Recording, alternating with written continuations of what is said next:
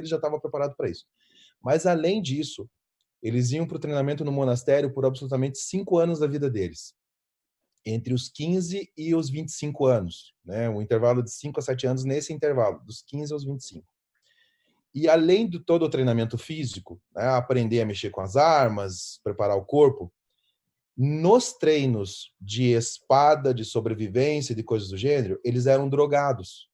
Eles pegavam o cérebro desses caras e desligavam as funções psicomotoras deles. Ou seja, o cara ficava chapado. A dinâmica era a seguinte: se chapado ele conseguisse se defender e matar, então quer dizer que na hora da batalha, qualquer coisa ele ia conseguir fazer. Uhum.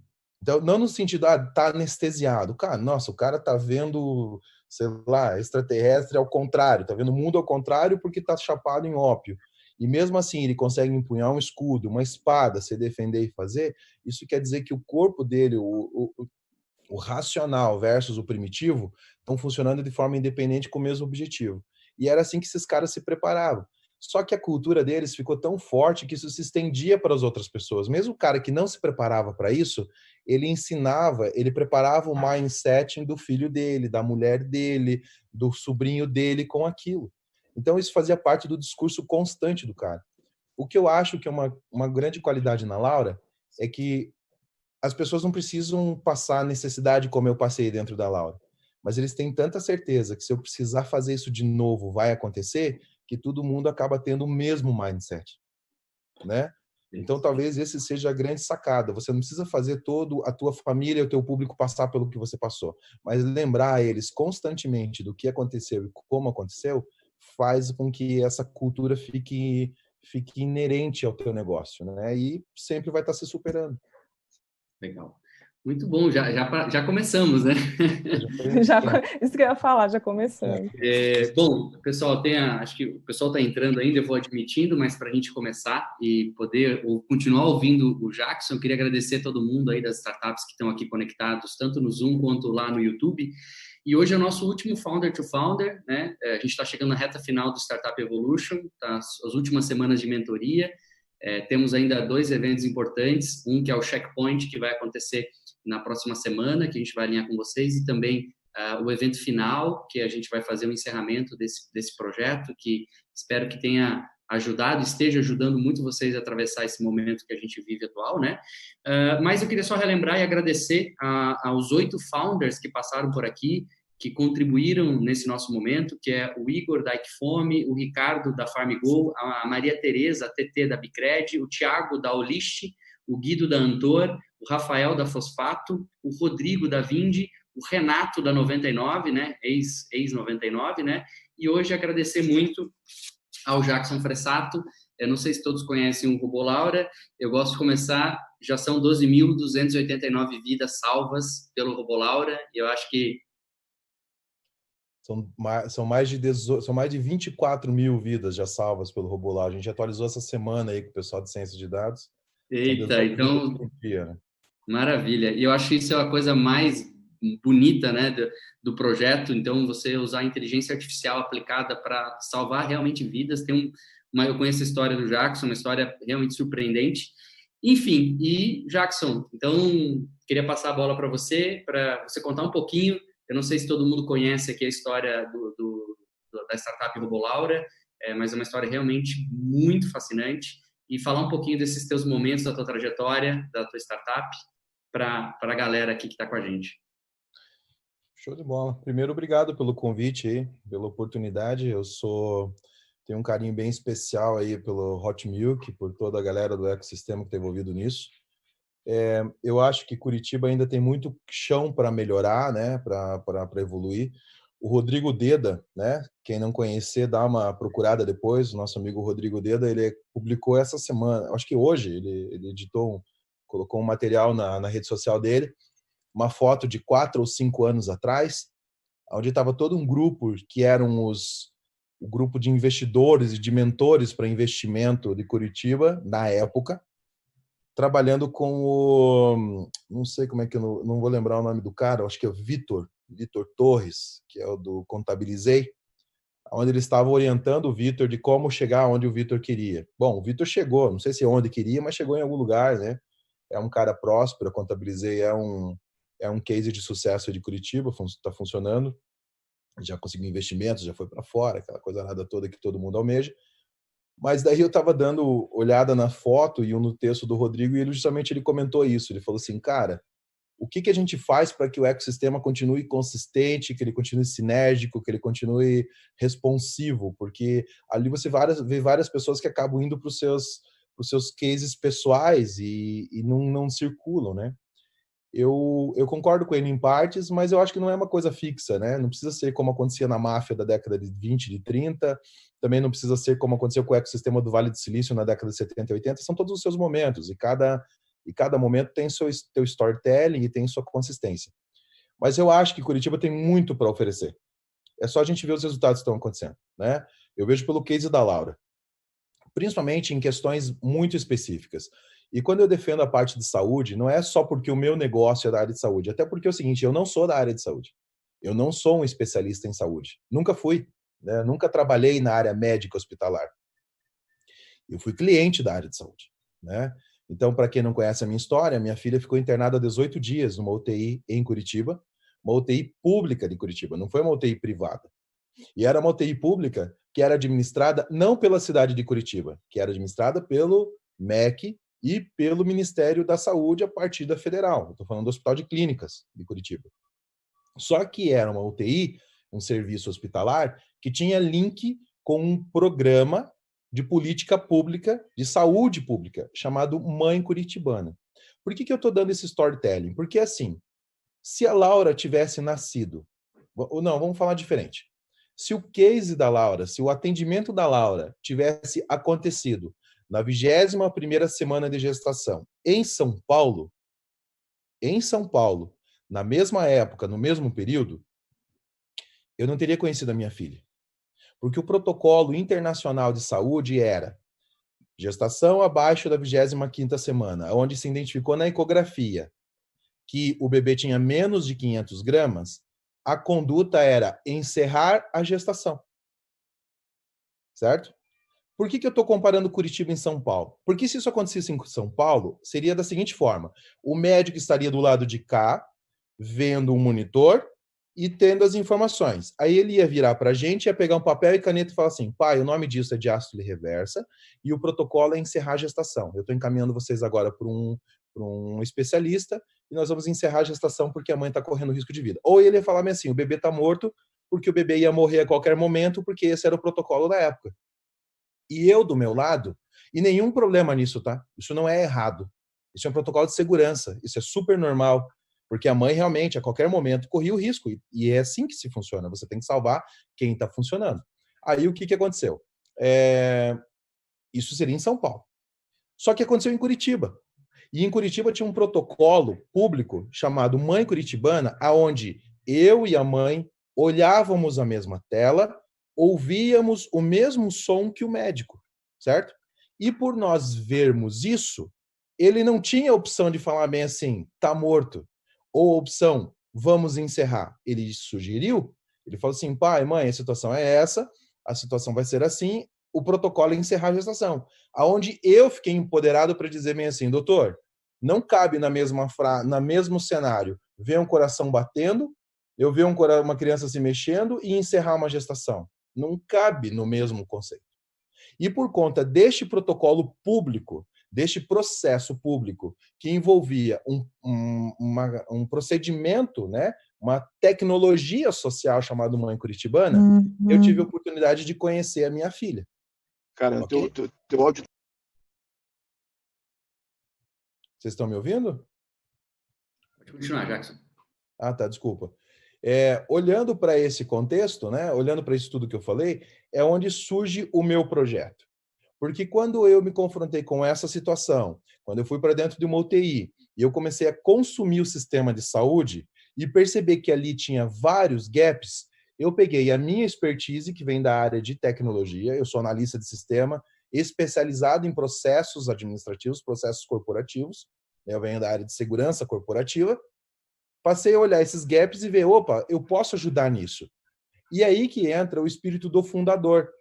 Eu não olhei para isso primeiro como um puta negócio. Caralho, vamos trabalhar para danar, vou ganhar muito dinheiro, vou fazer uma shelf company, vou ficar milionário e vou andar de Panigale daqui 4 anos. Não foi esse o objetivo, né?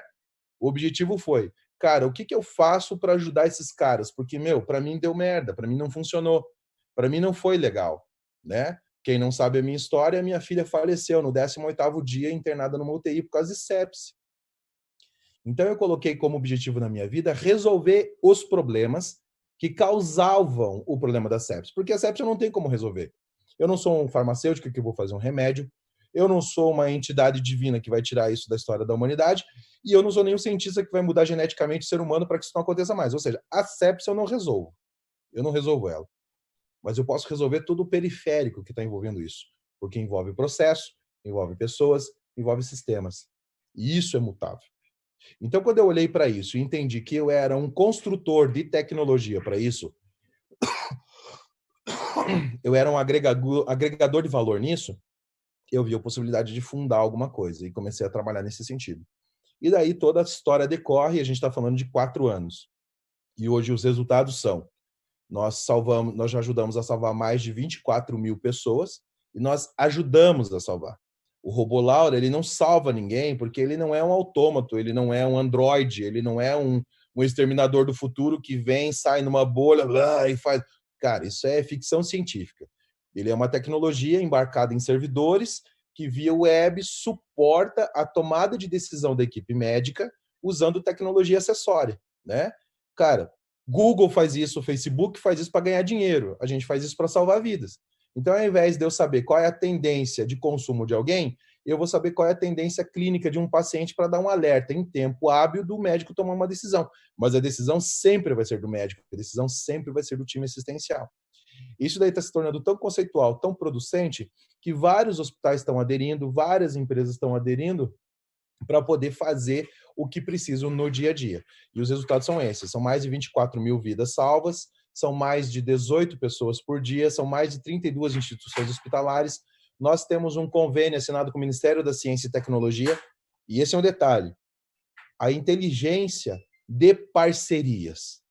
Se tem uma coisa que eu aprendi a desenvolver, foi saber com quem me tornar um bom parceiro, nunca olhando o mérito financeiro, tá? Desculpa o termo, eu acho que todo mundo aqui é adulto o suficiente para escutar, mas o meu sócio sempre diz o seguinte: parcerias é igual fazer sexo com gorilas. Talvez seja legal, mas vai ser do jeito do gorila, né? Você tem que escolher bem com qual gorila você vai se relacionar. Porque não tem como você dizer, ô gorila, peraí, eu não gosto disso. Vai ser do jeito do gorila. Então, assim, escolha bem com quem você se associa. Escolha bem com quem faz. E se o motivo for financeiro, cara, sério, você está fazendo uma cagada enorme. Porque a parte financeira carrega o bojo de interesse econômico que está no contexto. Se o teu negócio ele tem como único objetivo um fator econômico, ok, ótimo, vai para cima, faz. Mas sabe que o teu negócio tem começo, meio e fim e ele está bem claro. Ele vai começar, ele vai render e ele vai morrer. Porque ele tem um interesse econômico e a gente já viu que os ciclos econômicos são bem específicos. Agora, se o teu objetivo é realmente impactar uma área, é criar algo que tenha uma consistência a longo prazo, que ele tenha uma durabilidade maior, que ele possa ser pivotado em outros circuitos, porque você vai pivotar o teu negócio, você vai pivotar o teu produto, isso é orgânico, é só você ver todos os grandes negócios, o cara começa de um jeito e termina de outro, né? Ou não, ele percebe que pode ir agregando pivotagens no meio do negócio para agregar, né, valor econômico, para ele estar junto ali. Então, eu falo com segurança nisso, porque apesar de todo mundo dizer que eu fui louco, existe a lenda de que o Jackson é milionário, por isso que ele não pega investimento. Eu adoro ficar escutando essas histórias nos bastidores. Mas eu tenho regras bem simples. Primeiro, eu não faço pitch. Segundo, eu não tenho apresentação em PowerPoint. Tá? Por que eu sigo essas regras? Porque, se os outros não estiverem falando de você, você não conseguiu impactar as pessoas com o teu conceito. Velho, ontem eu tive o ministro da Ciência e Tecnologia, o astronauta Marcos Pontes, falando do meu projeto. Eu não faço pitch. O ministro está fazendo pitch por mim. 2, eu não uso PowerPoint. Você quer ver a Laura funcionando? Abre teu computador aí, eu vou te dar um login e senha e você vai usar. Simples assim. Então, eu não preciso ter um PowerPoint para mostrar como a Laura vai funcionar. Eu fiz e está funcionando, e tem esses os resultados. Então, baseado nessa micro-arrogância que eu acabei de jogar na bandeja de vocês, é o que foi sempre a minha meta. Eu falei assim, cara, eu não vou dar garrafa vazia para ninguém, eu não vou dar garrafa com ar para os outros. Ou o cara vai ter o que eu estou vendendo ou não vai ter. Então, nesse meio do caminho, eu dei alguns fuck to money que, cara, parecia loucura, me prejudicaram. Eu beirei a falência. Não, beirei não, eu cheguei na falência, eu tive que jantar e almoçar no templo Hare Krishna durante 3 dias com meu filho de 3 anos. Porra, se a justiça ficasse sabendo disso, a mãe dele nunca mais me deixava ele vir ficar comigo, né? Se a gente for olhar para esse contexto. E ele é louco de feliz e lembra até hoje, porque dançou feliz, brincou feliz com todo mundo e estava junto com a gente. Então, eu estou dividindo com vocês que coisas ruins e tempos ruins acontecem, mas eles estão baseados nas nossas decisões. Se a tua decisão é fazer com que o teu negócio prospere, não espere conforto, tá? Não espere conforto, porque se você estiver colocando conforto barra resultado, você não está almejando uma coisa maior do que você. Você está almejando algo que saia da edícula do teu pai, do orçamento da tua mãe, do orçamento da tua família, do preço do teu carro, do tempo do teu TCC. E, cara, tomara Deus que seja grande, tomara que você tenha sorte. Eu nunca fui um homem de sorte nas minhas execuções, mas eu sempre fui um homem abençoado nas minhas decisões. Então, eu sempre confiei nelas e fui para frente. Só que ciente de que eu ia me foder, de que eu ia perder tempo, que eu ia perder dinheiro, e assim foi. Cara, eu investi mais de 1,5 milhão do meu patrimônio. Eu já estava estabilizado, eu já tinha mais de 30 anos, eu tinha 35, 36 anos de idade quando eu comecei esse projeto. Eu já tinha meu apartamento, meu carro, minha moto, eu tinha um padrão de vida estável, eu tinha uma empresa que faturava. Meu, eu podia estar vivendo muito bem, cara, tranquilo. Eu me desfiz de tudo. Eu vendi casa, eu vendi carro, eu vendi moto. A moto foi a parte mais doída, tá? Foi a parte que doeu, assim, não vou mentir pra você. E foi um negócio de bosta ainda. Mas fiz, vendi. Só que, por exemplo, eu vou citar um exemplo para vocês de quando eu vendi o meu carro. E daí é uma questão do teu mindset. Eu sempre pensei assim, meu carro vale tanto. Então, todo mês eu olhava para aquele cheque em branco, né? Ah, hoje ele está valendo 40. Mês que vem ele vale 39. Mês que vem ele vale 38. Porque é isso que acontece com o bem de consumo. Ele vai perdendo o seu valor líquido, tá certo? Eu olhava para o meu carro. Só que daí eu olhava, é o seguinte, o que esse carro oferece? Ah, esse carro me permite que eu vá para cá, me vá para lá, e para eu manter ele, eu tenho que pagar um seguro dele. Porque a hora que o cara encostar uma arma na minha cabeça e falar assim, perdeu, eu vou falar assim, caralho, perdi 30 e poucos mil reais aqui que eu não consigo fazer nada. Certo? Então, eu olhava para esse custo. O dia que eu não pude mais pagar o seguro desse carro, que me oferecia um risco de eu perder o valor ativo de 35, 40 mil reais, eu fui lá e vendi o carro. Tá? Eu estou citando isso como exemplo para vocês, porque é nesse momento que as decisões são inteligentes. Não é quando está faltando, não é quando você já está no extremo. Aquela dinâmica de a água bateu na bunda, você aprende a nadar, é a frase mais burra que você pode ouvir e aplicar na tua vida. Se você não souber nadar na hora que você pôr os pezinhos na água, não vai ser na hora que a água bater na sua bunda que você vai aprender. É na hora que você ou vai morrer ou vai precisar dar sorte. Então, você antecipa os teus passos, você antecipa os teus riscos, você se prepara para isso. O meu negócio vai ser global. Desculpa. Eu vou prosperar internacionalmente. Mas não vai ser hoje, porque eu não estou preparado para isso. E é por isso que a Laura está se preparando para nos próximos 3 a 5 anos isso acontecer. E não é o Jackson que tem que se preparar, não é o inglês do Jackson que tem que se preparar, não é o inglês do Christian, não é o Christian, é o negócio. Então é por isso que eu estou há 2 anos já viajando para fora, eu já fui para Israel, eu já fui para a Europa, eu já fui para os Estados Unidos 3 vezes, e eu não fui lá para passear, meu irmão. Não fui. Eu fui lá para fazer benchmarking, para entender como que esses caras funcionam. Porque eu não quero ficar alugando a informação de alguém. Eu não quero ficar emprestando o conhecimento de alguém. Eu preciso experimentar. Eu preciso saber como que funciona, eu preciso ir para lá. E isso envolve dinheiro, isso envolve tempo. Então, só para vocês saberem, lá atrás, a questão de 2 anos atrás, quando eu podia estar minimamente confortável, comprar minha casa, comprar o melhor carro, comprar a melhor moto, eu fui lá e torrei a grana disso para ir para Israel, para entender como que o mercado de IoT de Israel funciona. Então, o acordo que eu acabei de assinar com o Ministério da Ciência e Tecnologia está baseado num parceiro de negócio que nós fechamos em Israel, que tinha vínculo, que tem vínculo com o Ministério da Ciência e Tecnologia. Então, vocês percebam que os movimentos que acontecem, eles não são de sorte. Eles são planejados, eles são almejados. Então, a dor vai vir, o sofrimento vai vir, mas muitas vezes é você que pede. Ok, bota um pouquinho mais de pressão, vamos sentir um pouco mais, e é assim que as coisas vão funcionando, tá? Então, assim, dentro dos meus minutos ali para poder fazer essa apresentação geral, é isso que eu tenho para falar para vocês. Agora, vocês que me perguntam. Legal, legal. Galera, vamos colocar no comentário aquela dinâmica que a gente sempre faz, que alguém tem uma pergunta, coloca, que eu chamo, mas enquanto vocês não colocam aí a pergunta, eu tenho uma pergunta para você, Jackson. No começo, é sempre muito difícil quando você está fazendo a transição do MVP, que você vai moldando ele, você tem que validar, ter tua validação, encontrar o teu fit de mercado, você vai pivotar várias vezes. Como é que você fez para entrar, para poder validar, né? Principalmente um segmento da saúde hospital muito sensível, né? Onde que as falhas são, poxa, os reflexos de uma falha, diferentemente de um SaaS que tu vai falhar, beleza, corrige. A tua falha impacta uma vida. Como é que foi esse processo de validação do teu MVP? Bom, a primeira coisa que a gente tem que entender são, assim, eu uso muito a teoria das restrições, tá? Se vocês quiserem pesquisar sobre isso, eu uso isso na minha vida, né? A teoria das restrições trabalha com a questão de restrições, valores e metas. Então, a minha meta era colocar o meu produto na área médica hospitalar. Mas para eu poder estabelecer o tamanho, o valor, o critério da meta, eu precisava entender quais eram os valores embutidos, agregados nisso, e para eu entender os valores eu precisava mapear as restrições. Então, a primeira restrição que você mapeia é justamente o seguinte, cara, vamos lá, é uma vida, essa é a primeira restrição.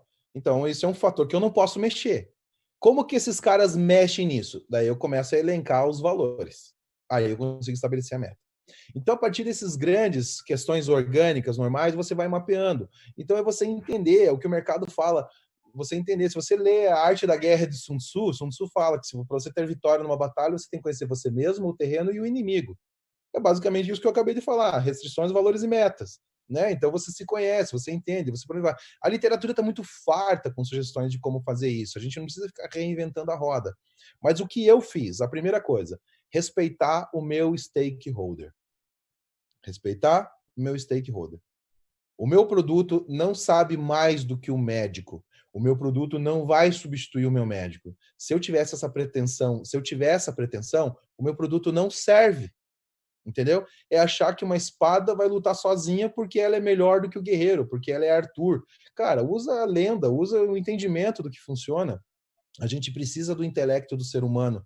Então veja onde você vai agregar valor para ele, onde você vai embutir no mercado, não onde você vai substituir. Né? Essa questão de substituição é muito complicada. Então foi o primeiro olhar que eu fiz. Só que, cara, os médicos não falavam comigo. Né? Aliás, os médicos começaram a falar comigo hoje, porque perceberam que eu não sou nenhum aproveitador de mercado, que eu não quero... Agora eles começaram a falar comigo, mas antes nem falavam comigo. Eu era literalmente um corpo estranho naquele negócio. Então, eu comecei a ver quem falava comigo. Quem falava comigo eram as enfermeiras. As enfermeiras, os enfermeiros falam comigo.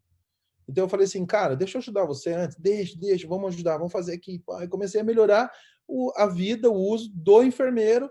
E falei, e aí, como é que a gente agrada aquele cara? Ah, a gente faz isso. E fui agradando, e fui entregando, e fui agregando valor. E nesse agregar valor para chamar a atenção desse stakeholder que não me dava ouvidos, eu acabei criando subprodutos que não só potencializavam esse cara aqui de uma forma muito forte, como permitir que esse cara comece a olhar assim, que massa, porra, tô gostando disso. O que você está usando? Ah, eu tô usando o robô lá. Deixa eu usar também, deixa eu ver aqui e tal. E foi usando, e foi o troço. As pivotagens acontecem de acordo com a necessidade do mercado que você está trabalhando. Não com a tua cabeça, com o teu ponto de vista. Só que você tem que estar com o teu flyer aberto, né?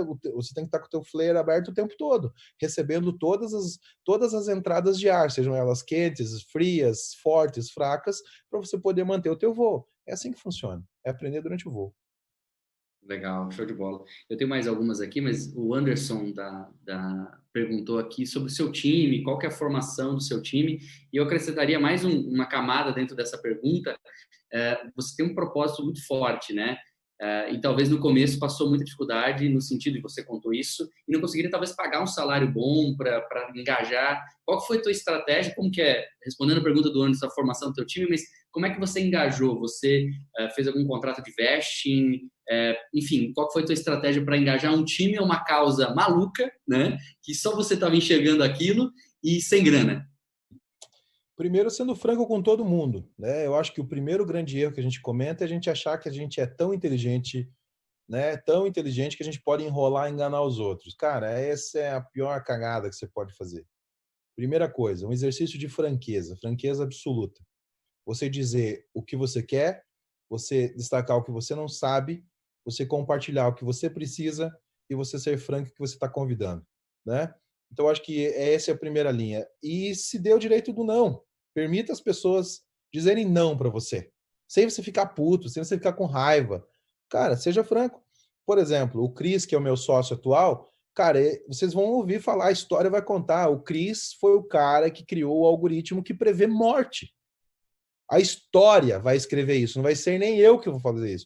Não fui eu que criei o algoritmo que prevê morte, eu criei a plataforma RoboLaura, né? Que é um gerenciador de riscos. Agora, o algoritmo que prevê morte foi o Cris que fez. E ele fez em cima do nosso negócio, em cima do nosso projeto. Então, assim, a gente está falando talvez do melhor cara, do maior nome de inteligência artificial, que a história talvez venha contar. E ele hoje é o CEO da Laura, ele trabalha na Laura. E, cara, eu não tinha condição de pagar nem 30% do que o Cris recebia. E ele entrou, ele veio, ele construiu junto, porque eu fui sincero com ele, eu fui franco com ele. Só que quando a coisa começou a crescer e a gente começou a se encantar e a fazer o troço andar, o Cris passou no programa Erasmus Mundo, da PUC. Não sei se é da PUC, não sei. O programa Erasmus Mundo, que é um programa que o cara estuda em 4 instituições na Europa por 2 anos, no mestrado dele. Eram 700 pessoas e foi chamado 10 pessoas. Ele era o único brasileiro. Então eu faço ideia do cérebro que é esse cara, né? Não preciso nem explicar o contexto. Ele não passou num vestibular, ele passou numa seleção quase que natural de inteligência para poder entrar nesse programa. Ele chegou para mim e falou isso, mas todo preocupado. Ele falou, puta merda, entrei com o Jackson, combinei, e agora como é que vai ser? Eu fui lá, abracei ele e falei assim, meu, parabéns, irmão, parabéns. Ele, como é que a gente faz? Eu falei, vai e faz, irmão. Vai e faz. Vai lá e faz. Separa 4 horas por dia para trabalhar na Laura. Simples assim. Pronto. Entendeu? Eu não dei a opção dele escolher. Eu simplesmente disse, vai e faz e saiba que você vai ter que separar 4 horas do teu dia para continuar o projeto que a gente começou. E ele topou. E ele voltou o melhor cara do mundo em inteligência artificial, voltou super forte para poder trabalhar nisso. E tá aí, tá trabalhando, tá fazendo. Hoje é o CEO da Laura, fala 4 idiomas, é mestre pelo Erasmus Mundo. Você quer um currículo melhor do que esse? E é co-founder da Laura. Então, assim, franqueza, sinceridade e zero conceito de propriedade. Ninguém é dono de ninguém. Você não é dono dos caras que estão vindo, você não é dono dos seus sócios e você não é dono da melhor ideia do mundo. Você não é o melhor cérebro do teu negócio. Então, é um exercício de humildade, é um exercício de compartilhamento e de franqueza o tempo todo. Legal. Parece legal. meio espiritual isso, né? Mas vocês vão perceber que é muito tibetano todo esse processo de fundar alguma coisa. Eu imagino. Pessoal, vamos lá? Alguém quer fazer mais alguma pergunta aí, queira liberar? Vou fazer o Rafael. Rafael, Super Intel. Pode abrir o vídeo e perguntar, Rafa. Fica à vontade. Prazer em conhecer aí a sua história, acompanhei um pouco, juro, confesso que não conhecia, fui passar a conhecer e achei uma coisa sensacional. Realmente com um propósito muito grande. Em relação a modelo preditivo e gerenciamento de risco, esse teu modelo, esse teu algoritmo se aplica a outros mercados, a outros tipos de prevenção de risco? Me fala um pouquinho da parte tecnológica, como que isso cria essa predição. Aí eu te falo porque a Super Intel também está desenvolvendo um modelo preditivo aí de previsão de riscos e tal.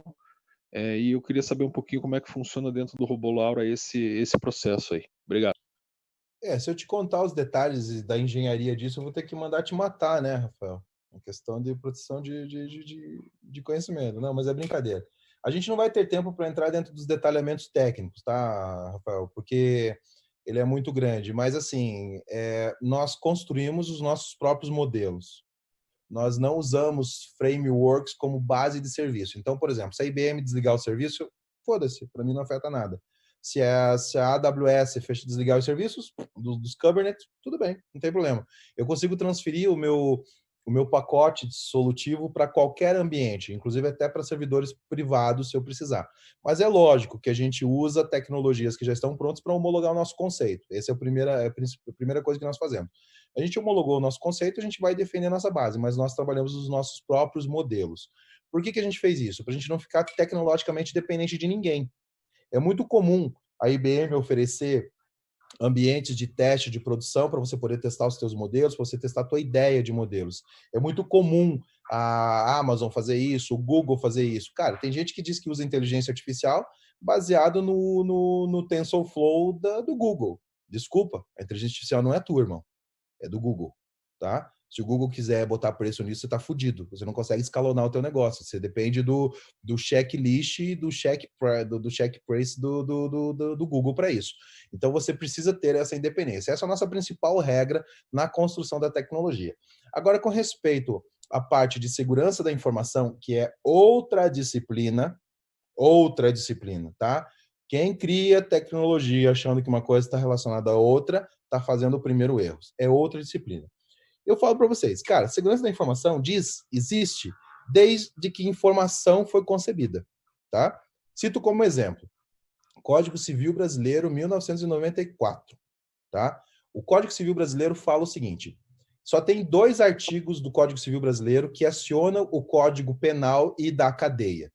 É você deixar de pagar a pensão alimentícia para o teu filho e o depositário fiel burlar as regras de segurança.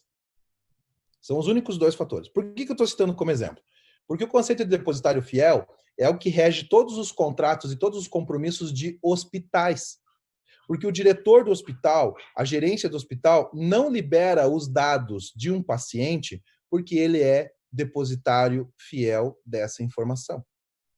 Então, por que cargas d'água? A gente tem que esperar a LGPD falar alguma coisa sobre isso. Sabe o que a LGPD está fazendo? Ela, na verdade, está tentando achar uma brecha para você poder pegar as informações sensíveis de um paciente e gerar valor monetário em cima disso. E isso não vai acontecer.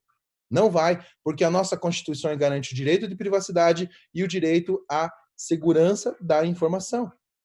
Eu não quero que a minha informação sensível gere recursos ou fatores monetários para ninguém. Para ninguém. Eu não quero que a minha idade ou as minhas doenças gerem qualquer valor de score de risco para nada. Eu não quero que o financiamento do banco não saia porque ele saiba que eu tenho diabetes. Esse é o tipo de informação que não pode sair da linha e é por isso que não vai mudar. E o que as pessoas estão tentando fazer é trabalhar com esse tipo de Big Data. Então, o que eu fiz? Como eu sou da área de segurança da informação e o meu ativismo está em democratizar o uso da inteligência artificial, eu falei bem assim, ei, governo, você sabia que você tem uma grande mina de ouro que são a informação do cidadão e é você que cuida? É você que é curador disso? Ah, é? É assim? Então, quer ganhar valor em cima disso? Quer gerar mais valor econômico, mais valor político, mais valor público com isso? Ah, quero. Então, eu tenho uma ferramenta que você pode usar. E daí, o que eu fiz? Eu peguei essa informação, essa ferramenta e disponibilizei para o sistema público, para o Ministério da Ciência e Tecnologia, através da RNP e das instituições de pesquisa, informações que eles cuidam, que eles não são proprietários, mas eles são os guardiões disso e eles estão gerando valor agregado para essa informação. Então, assim, qual é a minha estratégia? 1, eu não sou dono e não serei dono da informação. 2, eu não preciso nem pegar elas. Essas informações têm que processar lá. E 3, eu quero democratizar o uso da inteligência artificial. Agora, se o teu negócio visa Big Data, aí você tem um bom e um longo trabalho pela frente aí que envolve convencer os outros que tem que te dar as informações. Beleza, maravilha. Obrigado. Legal. Alguém tem mais uma pergunta? Pegando um gancho, vou fazer mais uma pergunta aqui até o pessoal comentar. Hoje eu tenho acompanhado o teu trabalho, você hoje fornece a tecnologia para hospitais públicos, faz um trabalho muito forte, né? Nesse sentido, então é um trabalho realmente que tem uma causa, um propósito muito grande, mas, por outro lado, você tem uma estrutura física e você precisa, digamos assim, ter um modelo de negócio de monetização para que aquilo se pague, enfim, o teu tempo dedicado a isso, né? Como que você hoje estrutura um projeto que quase é uma causa, não sei se posso estar equivocado no jeito que eu vou falar, mas uma causa social, né? Que tem um propósito claro e ajuda muitos hospitais, até às vezes instalando e liberando o Robô Laura. Como é que você equilibra a monetização desse teu projeto para que realmente você consiga crescer e impactar mais vidas? A primeira dinâmica é que nós ganhamos dinheiro com o engine da tecnologia.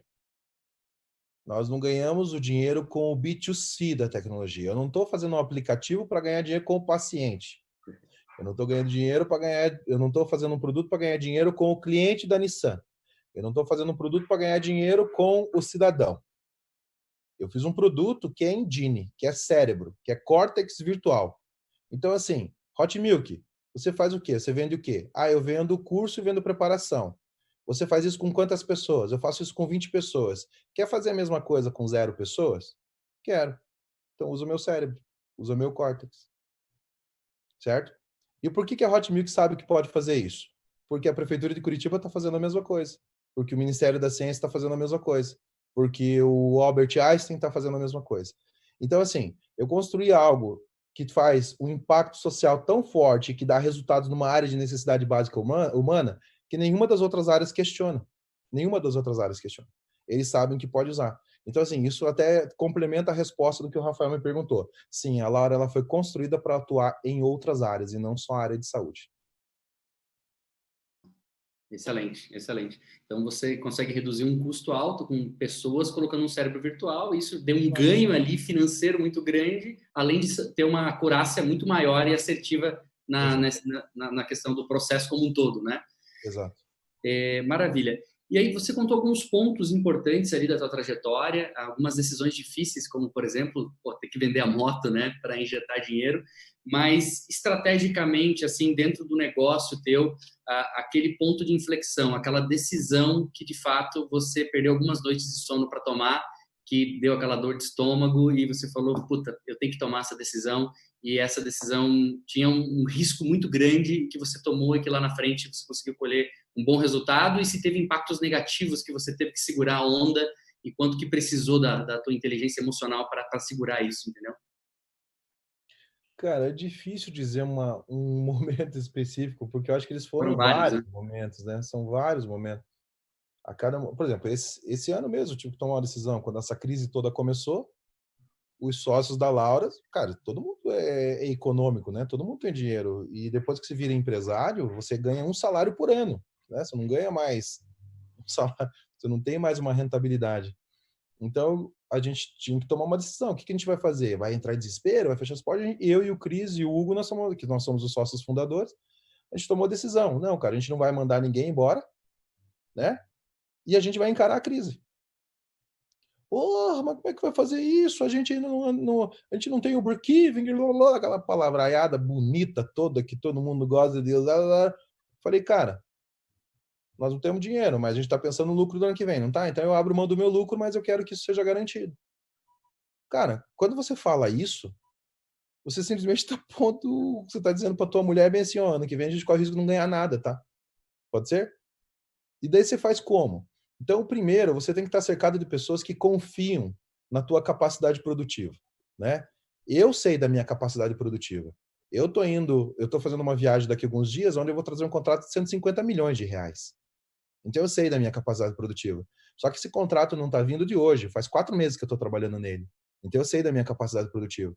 A diferença é que isso não está no outdoor contando para todo mundo, fazendo todo mundo ciente. Eu sei disso. Então eu posso tomar uma decisão em cima disso. Só que, cara, continua sendo tudo aposta. Sabe a aposta que o cara vai dar lá o chute lá do metade da linha do goleiro do teu campo para acertar o gol na diagonal do coisa? Sim. Na hora que isso acontece, todo mundo... Oh! Mas os 8,3 segundos que ele tomou a decisão antes, velho, se alguém tivesse ali no cérebro dele, ele ia falar assim, seu louco! E ele não ia meter o pé. Então, os pontos de inflexões estão baseados em vários fatores de análise, todos eles são gerenciados pelo risco. Você tem que entender e aceitar o dano. Porque se você não estiver disposto a aceitar o dano, você não mete o pé. Você não mete o pé. Riscos todo momento, né? Todo momento. Hoje você falou uma frase que eu gostei muito, né? Se os outros não falarem de você, você não está sendo notado, né? Se os outros não falarem de você. E aí eu pergunto para você, hoje vocês usam alguma estratégia de marketing para levar?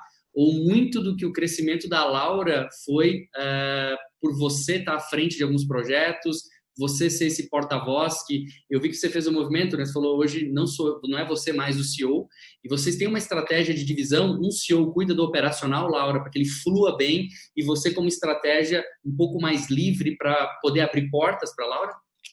Essa é a estratégia. E você vê, não precisa ser escondida, não precisa ser oculta. Eu não tenho competência para ser CEO do negócio.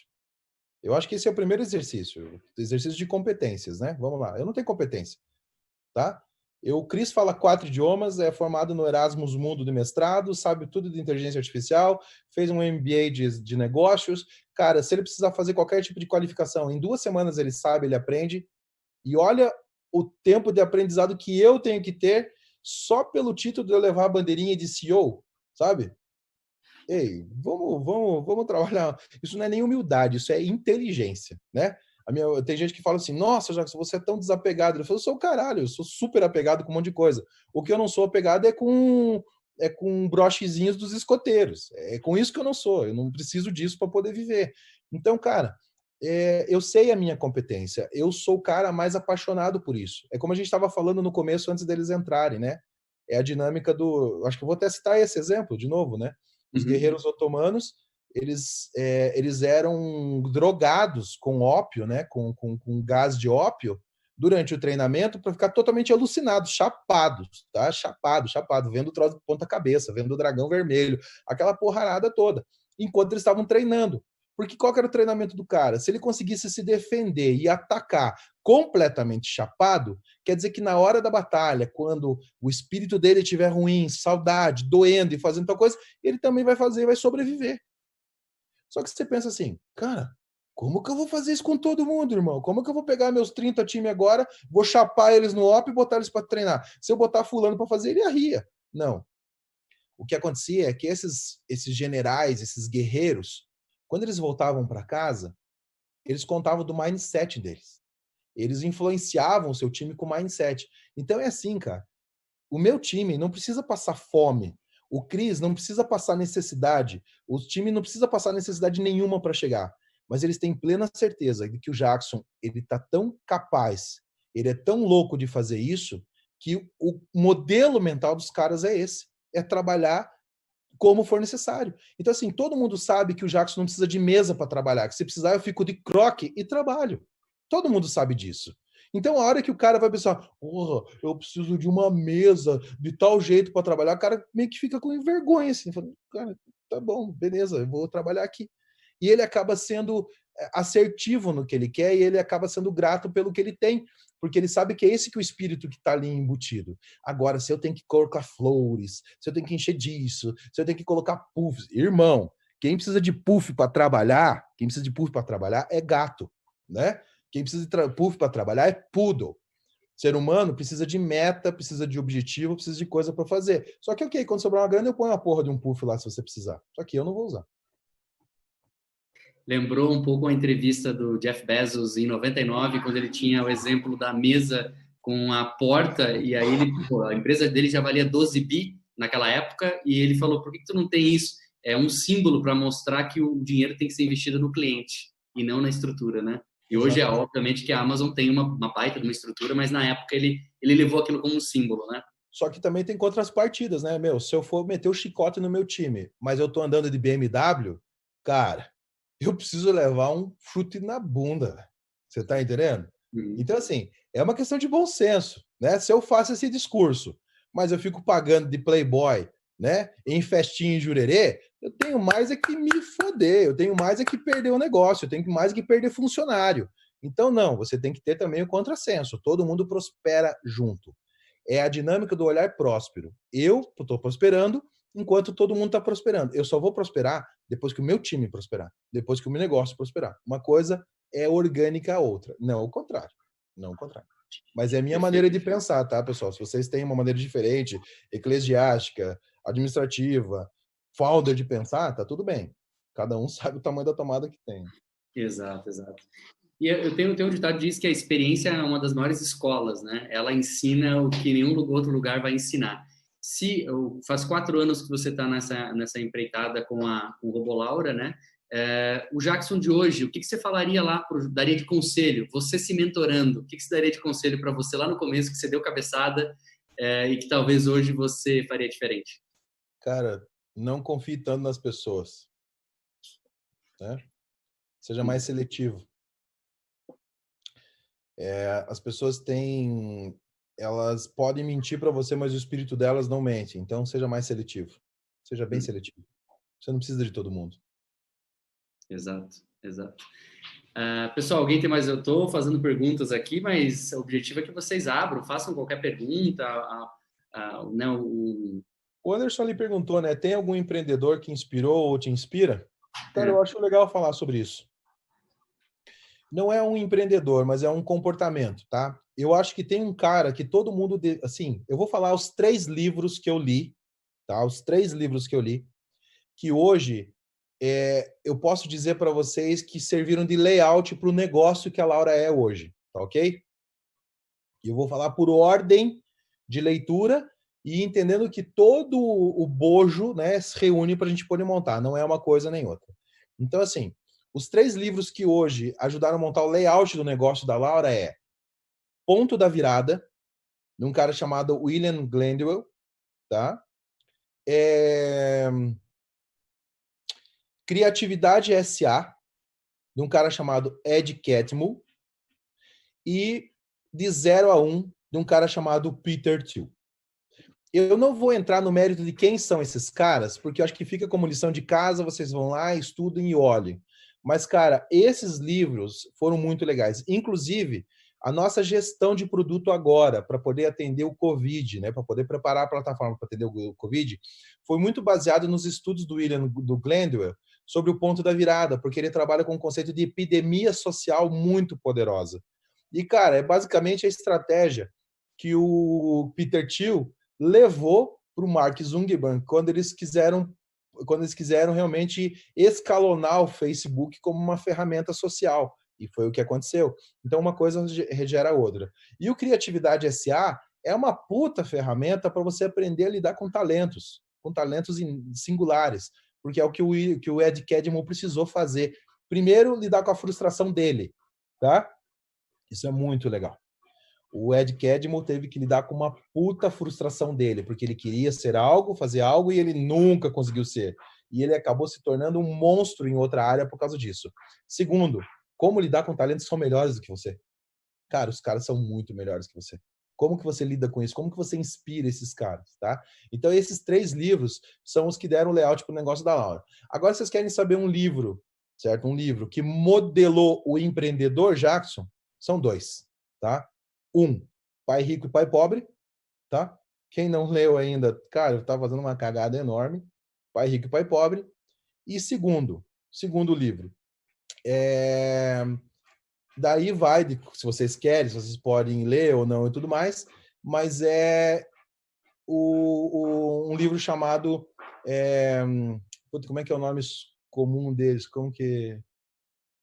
Eu não vou lembrar o nome, só estou lembrando o autor. Caralho, peraí. É que eu tô lembrando do personagem aqui. Tá lembrando da história e às vezes... Tô lembrando da história, mas não tô lembrando o nome do livro.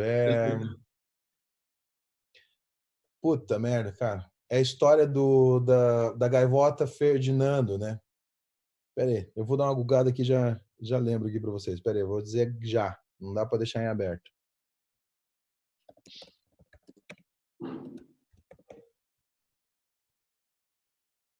Fernão Capelo Gaivota. Fernão, é um nome difícil também, né? Lembrar isso. O nome é de um cara chamado Richard Beck, tá? Ele é um romance É um romance espírita, tá? Então já abro para vocês esse conceito. Então, se vocês tiverem alguma restrição mental, religiosa, não leiam, né? Simples assim. Alô? Estamos te ouvindo, Jackson. Ah, estão me ouvindo? É que fugiu a tela aqui. Deixa eu tentar achar. Fernão Capelo Gaivota é o nome do romance, do Beck. Cara, esse cara me ajudou muito a entender o que é o exercício da empatia, né? E isso me influenciou como empreendedor. Se você não consegue ser empático, você vai se tornar arrogante. E no momento que você se torna arrogante, você começa a perder parceiros. Então, assim, por mais que o meu discurso pareça ser muito arrogante, quem convive comigo sabe que eu estou disposto a sangrar junto com todo mundo. E isso é um exercício intelectual, isso não é um exercício espiritual. Você tem que colocar inteligência no teu comportamento, você tem que colocar inteligência na tua fala. E se você fala uma coisa e faz outra, você não é confiável, tá? Então você tem que o teu discurso tem que estar relacionado aos teus comportamentos. E esse livro, ele me ajudou muito a mentalizar isso, a olhar para isso. O resto, pessoal, é exercício de prosperidade. E daí você escolhe qual fazer, né?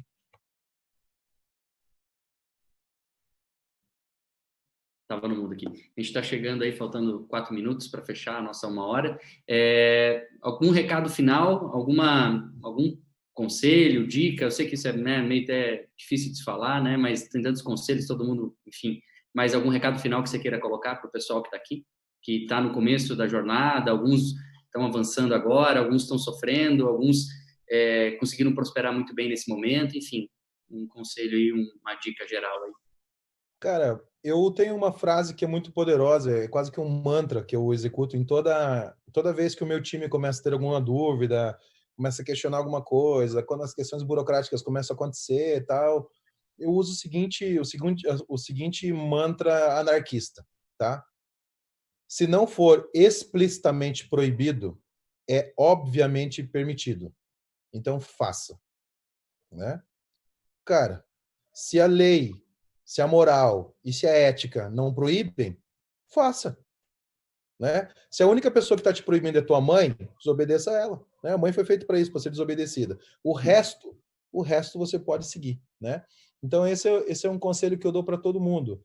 E, cara, 50 mil horas, tá? 50 mil horas é a necessidade para você se tornar autoridade num assunto. Só que com 10 mil horas, você já consegue entregar. Então, se você tem 10 mil horas de experiência na tua vida, não pivota isso, irmão. Usa. Não pivota isso. Se você tem 10 mil horas de aprendizado, de experiência como um bom lavador de louças, descobre aonde teu negócio precisa que lave louça, ou a técnica de lavar louça, ou o entendimento de lavar louça, ou o horário de lavar louça, para você gerar entrega. Não joga nada fora. Porque é isso que vai juntar as tuas 50 mil horas como uma autoridade no assunto. Eu sou uma autoridade no assunto hoje. O ministro me pergunta. Hoje, os secretários me perguntam. O prefeito me chama para conversar. Então, sim, eu sou uma autoridade no assunto. E eu tenho 50 mil horas de experiência no assunto. Só que eu não joguei nem 1 hora de experiência minha fora. Então, não faz isso. Aproveita tudo que você tem de conhecimento para agregar. Você quer pivotar? Pivota o negócio, a ideia, não a tua expertise. Perfeito. Maravilha, Jackson. Obrigado, tá? Acho que... Cara, obrigado a vocês aí pelo convite. A gente agradece muito. Anotei vários insights aí muito poderosos, né? E aquele negócio, a gente tem que aproveitar esses momentos para ser 1% melhor do que a gente foi ontem, né? Então... e uma coisa que o Criatividade SA traz, é um conforto muito legal, é que dos 100% de produção que você vai ter, apenas 3% é de criatividade. Tá? 3%. 3% do tempo, da energia, das ideias, dos insights é de criatividade. Os outros 97% é de fodelância. Então, leiam o livro, entendam isso, que vocês vão ver que é muito producente. É muito libertador, na verdade. Maravilha. Obrigado, Jackson. Valeu. E, pessoal, eu queria fazer um sorteio de 5 camisetas aí do Startup Evolution para vocês. Então, a Thay vai fazer o sorteio e mandar para casa de vocês. A gente não conseguiu mandar... A gente decidiu aqui fazer o sorteio mais para o final. Final do quê? Para o finalzinho. As camisetas estava discutindo ali para poder dar oportunidade para todo mundo participar Tá bom. do sorteio. Tá bom. Tá bom? A gente vai passar os alinhamentos depois no grupo, tá bom, pessoal? Tá bom, então. Fechado, então. Galera, obrigado aí pela presença de vocês. Só um recadinho para quem está aqui, a gente vai ter um encontro aí com a equipe da Hot Milk, comigo, a gente vai bater um papo, fazer o checkpoint que está pendente, uma discussão também do avanço de vocês no projeto, e a gente está preparando um grande evento final do Startup Evolution para julho, para fazer esse grande fechamento, e espero que as mentorias estejam acontecendo bem, que todo mundo esteja conseguindo avançar nesse momento. A gente tem acompanhado, a gente talvez não está no dia a dia do projeto, a Tayana está à frente, mas a gente tem acompanhado no detalhe a evolução de vocês, tá bom? Obrigado, gente. Boa quarta-feira aí para todo mundo. Tchau, pessoal. Boa quarta. Valeu, tchau, tchau. Tchau, valeu.